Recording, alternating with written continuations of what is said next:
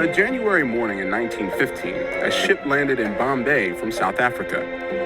After 27 years away from India, Mahatma Gandhi was coming home. Waiting for this humble man were crowds of people who had never seen Gandhi in person, but his return held great promise for them.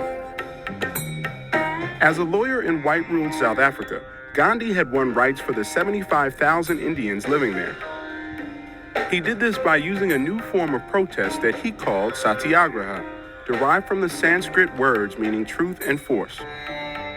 Gandhi firmly believed that people could never win their rights through violence. Satyagraha was more than just a political tactic for Gandhi. It was a moral force, and it had gained him thousands of followers back home. One of them was the writer Rabindranath Tagore, who gave Gandhi the title Mahatma, meaning great soul. During his time away, Gandhi had traded in the suit and tie of a British-trained lawyer for the uniform of the lower classes, the dhoti, a traditional loincloth made of rough, simple fabric. Now back in India, Gandhi founded an ashram, a self-reliant community, and sat at a wooden spinning wheel every day, making thread for the dhoti. As he turned cotton into thread, he was showing Indians that instead of sending their cotton away to England to be made into textiles, they could make cloth themselves. Soon, people all over India were learning how to spin and weave. It was a first step towards India's independence from British rule. Gandhi began to travel, demanding independence for India. He held peaceful protests, willingly went to prison, and even staged hunger strikes against laws that he felt were unjust. One of those laws prohibited Indians from making their own salt.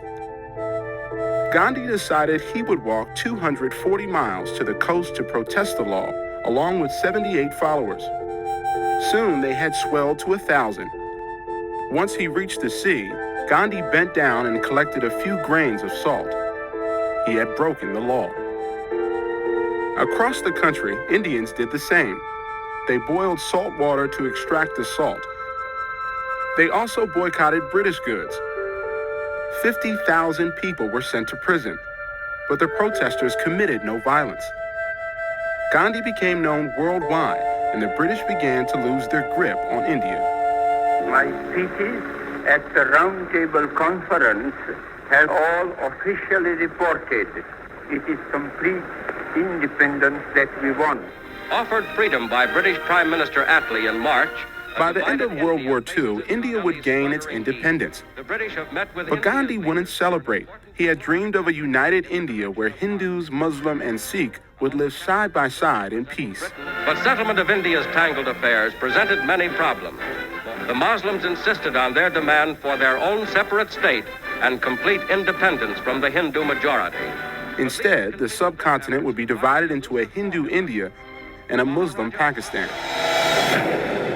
With independence came large-scale outbreaks of violence. It was on January 30th, 1948, while he was praying for peace, that Gandhi was gunned down by a Hindu extremist. Despite the divisions in India, Gandhi became a symbol of truth and nonviolence throughout the world. To all South Africans, today is a day like no other before it. And since his death, others have used Gandhi's method of satyagraha to fight for peace. In Jackson, Mississippi this year, a sit-in group, including whites as well as Negroes, stoically faced a moment of grotesque violence. As Gandhi wrote in 1946, mankind has to get out of violence only through nonviolence.